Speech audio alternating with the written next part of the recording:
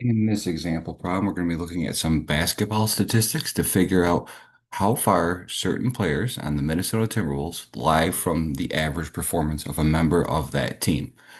And in our data set up here, we have information for 8 of the players that played for the team. For each player, we're given 3 unique data points: their height, how many minutes per game that they played during the team's playoff run, and how many points they scored per game during that team's same playoff run. And from that, our ultimate goal down on the bottom is to find their z-score for certain statistical points. We're going to take, a singular person in here. We'll say Rudy Gobert right here with his playing time and figure out how far above or below team average he was in terms of standard deviations. Well, to get there, we're going to have to figure out some data inputs first. The first being the mean. And the mean is just the total of every input that you have for that particular data point divided by how many you have, which for us, we have 1, 2, 3, 4, 5, 6, 7, 8 players. So n equals 8. For the height in inches, the mean average team height you can find by adding together all those numbers and dividing by 8.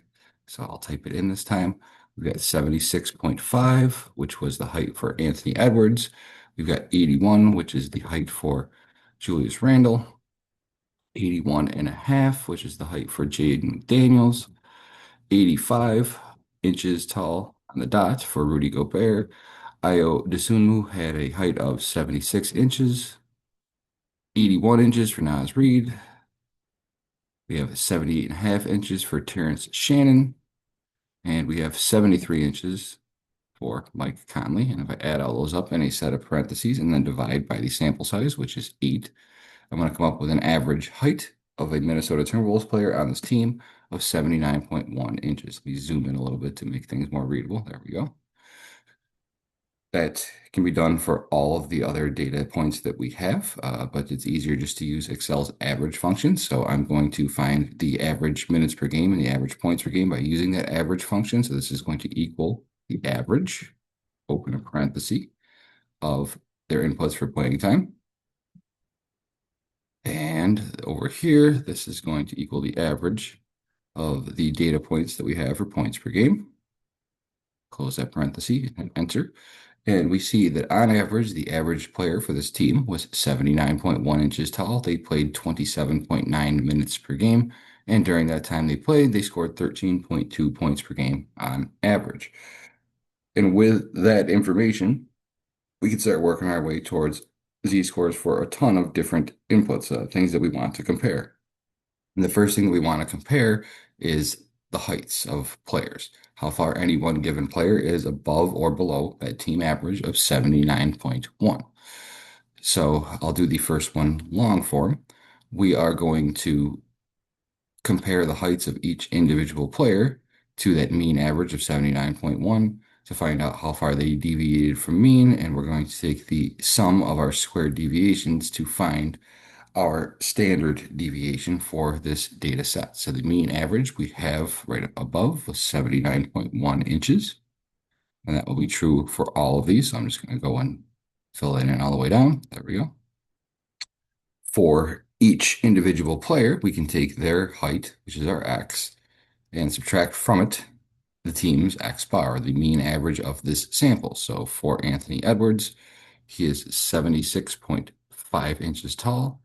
The team average was 79.1 inches. 76.5 minus 79.1 means that Anthony Edwards is 2.6 inches below mean.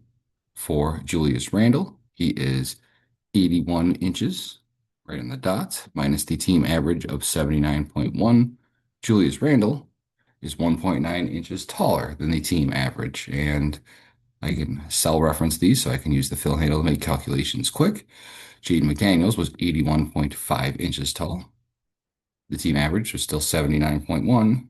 Jaden McDaniels, second tallest player on the team, I do believe, is 2.4 inches above mean. And I can do that for the other 5 members of this team, always taking their height and subtracting out the mean average. And since I have this set up as a nice cell reference, I can just fill handle my way down by dragging on the bottom right corner. And it tells me that Rudy Gobert is 5.9 inches above team average. Desumu is 3.1 inches below team average, so on and so forth. Well, to find the standard deviation, I need to square those numbers. So in this column over here, I'm going to say this is equal to the deviation for this particular player. For Anthony Edwards, he was 2.6 inches below mean squared. And that comes out to 6.8. For Julius Randle, he is 1.9 inches above the team average. I can square that and I get 3.6. And then I can just go and for all of these, say that it's equal to the deviation that that player had, clicking on it, to the second power, caret 2. And for Jaden Daniels, you get 5.8, and I can just go and fill handle my way on down. And there we go. We have the squared deviation from mean for each player. Again, I'm just taking every input in our case, column E over here, and I'm just squaring it. And then I can find the sum of all of these numbers by adding them up. I'll use Excel's sum function to do so. So this is equal to the sum of the data that we have up above. It comes out to 101.7. So now to find my sample standard deviation in height, I can fill in that formula that I have listed underneath. It is going to be equal to the square root of the sum of squared deviations, which is this number that we have right here, divided by n, which again is 8 because we have 8 players minus 1. So here I can say this is equal to the square root, SQRT in Excel speak, open a parenthesis, and take that 101.7 that we had, which is the stuff that's all here in this set of parentheses, and divide that by n minus 1. And n's 8, so n minus 1 is going to be 7. And that's going to come out to be 3.8. So the standard deviation for our team is 3.8 inches. What does that mean? It means when we bunch numbers together, the vast majority of players on the team are going to be within 3.8 inches of that team average height of 79.1. Below, I have the standard distribution chart. And as you can see, 68% of players, excuse me, are expected to be between one standard deviation below mean and one standard deviation above mean. So in the next part, it says, according to the empirical rule, which is the distribution of these numbers, 68% of the players are between what two heights? Well, all I have to do is take the team average, subtract a standard deviation from it, and then add a standard deviation to it. So our team average was 79.1 inches. Our standard deviation is 3.8. So here, 79.1 minus 3.8 gives me 75.3. And over here, we're going to take our mean average of 79.1 and add that standard deviation. So 79.1 plus 3.8 comes out to 82.9. So if 68% of all players that are on this team are expected to be within one standard deviation from mean in terms of height, 68% of players should be between 75.3 inches and 82.9 inches. And looking at the average over here, we can see that that's very, very true. We only have this one singular person right here that is below that distribution, while some others are close. AO is only a portion of an inch taller than that bottom bound. If we had a larger set, like all NBA players, the larger sample size would make this distribution much more accurate. But that's the gist of why we measure things in standard distributions, because we're measuring in inches right here. And later, with the other stats that we have are measured in different figures, minutes per game, points per game. But no matter what metric we're using to observe the information, we can kind of figure out what the distribution of the variation is going to be in it. So let's find the standard deviation as well for our other two inputs, minutes per game and points per game. Instead of going through and doing the big long table, I'm going to use Excel's standard deviation.s function to figure it out. So for playing time in minutes per game, I can say st equals stdev.s for a sample, open a parenthesis, and then highlight my data inputs from the table on the top for the playing time per game for these 8 players in cells E5 to E12. Close that parenthesis, and I get 6.7.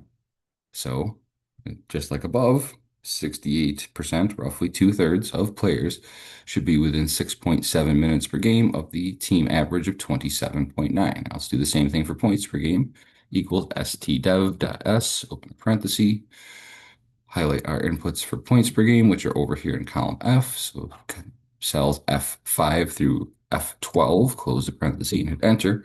The standard deviation of that is 5.5 inches. And now that we have all our inputs, we know the X bar, the average of the team for all of these three different things. We know the standard deviation of our three different data points. We can compare any one player's statistic. In this case, we're going to start with Mike Conley's height to the team average to figure out how far away from team average they lie. Mike Conley is the shortest player on the team. He is only 73 inches tall. He is going to be well below the team average of 79.1. We can judge that right now, but how far away is he going to be? So for z-score, we're going to use this z-score formula, x minus x bar in parentheses divided by s. And we're talking about height here, so I want x is Mike's input for the height, x bar is the team average height, and s is going to be the standard deviation of the team's heights. So this is equal to, open a parenthesis, Mike's height was 73 inches. Subtract from that the team average height, which we found up above to be 79.1 inches. And we're going to divide, after we close that parenthesis, by the standard deviation of height, which was 3.8 inches.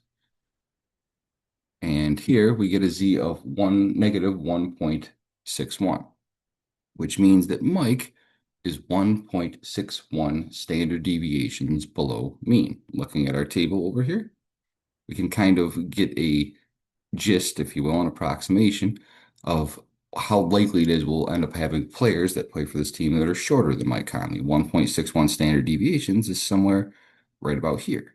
Well, it takes 95% of players to get to two standard deviations, and he would be somewhere in this ballpark. So I'm just taking a rough look at this. It's very unlikely that we're going to have a whole lot of players on our team that are shorter than Mike Conley's height of 73 inches.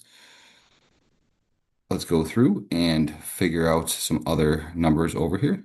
For the most minutes played per game during this playoff run, looking at our data set up here, we can see that right there, Jaden McDaniels is the team leader in time spent on the court at 33.8 minutes. Let's figure out his z-score for minutes, how far above team average he was in terms of playing time.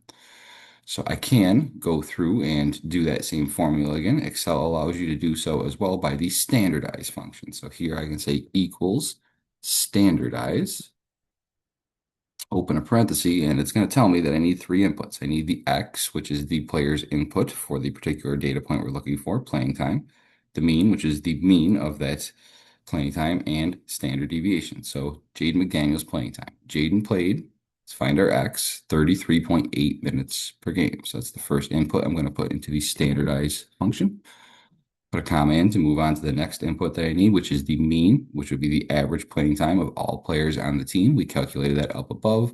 The average playing time of all players on the team was 27.9 minutes. So I'll put that in as my second input to tell Excel to do my calculations, 27.9. And the standard deviation for playing time we have right over here is 6.7. And when I throw all that in here, I come up with 0.88. Jaden Daniels' playing time was a little under one standard deviation above mean. So looking at our distribution over here, he lies somewhere right about here, which means there's going to be a lot. It's more likely going forward, there's going to be more members of the team that play less minutes than Jaden. That area of the chart's bigger than players that play more minutes. And then if you want to be really fancy and save yourself a bunch of intermediary calculations, if you will, you can nest. We found the z-score by using the normalize function. To do so, we had to find, and we had to use our average for that data point and the standard deviation of that data point. Well, if you're starting from scratch and you just have a data set over here, instead of having a bunch of, build-up steps to get you to figure out those individual points, you can just cram them into the standardized function. So we start the standardized function again. In this case, we are going to find the z-score for Anthony Edwards, the team's leading scorer, his points per game. So this is going to be equal to standardize, open a parenthesis, and I need x, which is how many, excuse me, how many points per game Anthony Edwards scored. So going up, Anthony Edwards, we can see from our information, scored 21.6 points per game. So let me just type that in, 21.6. I could cell reference it by clicking the cell above if I wanted to. Put a comma in, and now I need the mean. And we know that the mean playing time already from doing some intermediary calculations, or the mean points per game, excuse me, from doing intermediary calculations was 13.2. But if I didn't want to go through doing those calculations ahead of time, I can nest the average function in there because we know how to find the mean. It is the average. So I'm going to type in average, open a parenthesis, of all the players' points per game. In this case, average, open a parenthesis, of points per game for our 8 players, all the information in F5 to F12, the same way we found it right here. But instead of having separate lines, I can just put it right into the function. I'm going to close that set of parentheses. I'm going to hit comma, and the last input I need is the standard deviation for that data point. I think you know where I'm going with this. We're going to use the stdev.s function, open parenthesis, and I want the standard deviation of the points scored per game for all players. So same things that I just hit before. I'm going to highlight all of those, cells F5 to F12. Coming back down, I'm going to close that parenthesis to finish our standard deviation data set, and then I have to close one more parenthesis because all 3 of these inputs are within a set of parentheses in the standardized function. You'll kind of, working with Excel enough, get a feel for when you're supposed to close a parenthesis, but they help you out by color coding it. I knew I needed another one because this guy is black and I didn't have another black one on the end over there. But now that I have that in there, I can hit enter, and instead of doing a bunch of calculations to get there, I come up with 1.54. His scoring average was well above the team average. Just approximating this 99.7 line, that's looking to me like it's going to take, 3/4 of it. So roughly 75% of players that would go on would score less than he did. Statistical proof that Anthony Edwards is an elite scorer in the NBA.